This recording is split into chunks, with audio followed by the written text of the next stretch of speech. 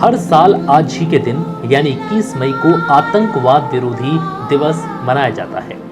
दरअसल इसी दिन यानी 21 मई 1991 को भारत के पूर्व प्रधानमंत्री राजीव गांधी की तमिलनाडु के श्री पेरम्बदूर में लिट्टे आतंकवादियों ने हत्या कर दी थी। उस वक्त राजीव गांधी चुनाव प्रचार के सिलसिले में श्री पेरम्बदूर गए हुए थे।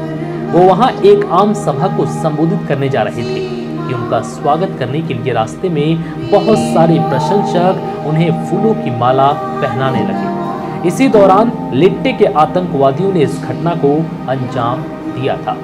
हमलावर धनु ने एक आत्मघाती विस्फोटक को अंजाम दिया था जिसमें राजीव गांधी की मौत हो गई। इस हमले में 2 दर्जन से ज्यादा अन्य लोगों की भी मौत हुई थी।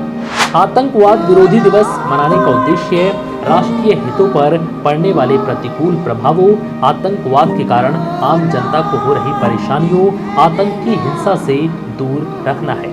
इसी उद्देश्य से स्कूल, कॉलेज और विश्वविद्यालयों में आतंकवाद और हिंसा के खतरों पर परिचर्चा, वाद विवाद, संगोष्ठी, सेमिनार और व्याख्यान का आयोजन किया जाता है। 30 जुलाई 1987 को इंडिया और श्रीलंका के बीच एक पीस एकॉर्ड साइन हुआ, जिसके चलते पीएम राजीव गांधी को गार्ड ऑफ ऑनर दिया जा रहा था। लेकिन अचानक श्रीलंका के एक सेलर ने राजीव गांधी के ऊपर राइफल बट से अटैक किया।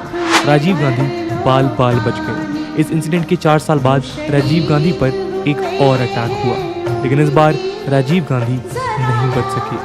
21 मार्च 1991 को तमिलनाडु में चेन्नई के पास श्री पेरुम्बदूर में एक इलेक्शन रैली ऑर्गेनाइज की जा रही थी। राजीव गांधी रैली में पहुंचे, लेकिन मंच तक पहुंचने से पहले ही उनको एक सुसाइड बॉम्बर ने मार दिया। इस हमले के पीछे धानु नाम की एक फीमेल सुसाइड बॉम्बर का हाथ था।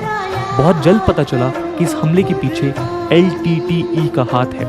राजीव गांधी का जन्म 20 अगस्त 1944 को मुंबई में हुआ था। इनकी माता का नाम इंदिरा गांधी और पिता का नाम फिरोज गांधी था।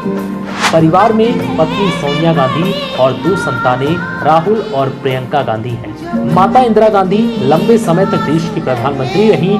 देश के सबसे बड़े और महत्वपूर्ण राजनीतिक परिवार से आने वाले राजीव गांधी की राजनीति में कोई रुचि नहीं थी और वो एक एयरलाइंस में पायलट की नौकरी करते थे। आपातकाल के उपरांत जब इंदिरा गांधी को सत्ता छोड़नी पड़ी, तब कुछ समय के लिए वो परिवार के साथ विदेश में रहने चले गए थे। 1980 में छोटे भाई संजय गांधी की एक हवाई जहाज दुर्घटना में असामयिक मृत्यु होने के बाद राजीव ने राजनीति में प्रवेश किया। 1981 में उत्तर प्रदेश की अमेठी सीट से सांसद बने। 1985 से 1991 तक वो कांग्रेस के अध्यक्ष भी रहे। 1984 में राजीव गांधी प्रधानमंत्री बने। तत्काल प्रधानमंत्री इंदिरा गांधी को 31 अक्टूबर 1984 को हत्या के बाद राजीव गांधी को देश का प्रधानमंत्री बनाया गया। जब इंदिरा गांधी जी की हत्या हुई तो राजीव को उसी दिन प्रधानमंत्री पद की शपथ दिलाई गई।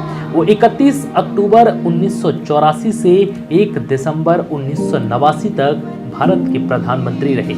उन्हें देश के सर्वोच्च सम्मान भारत रत्न से भी सम्मानित किया गया है। जो शहीद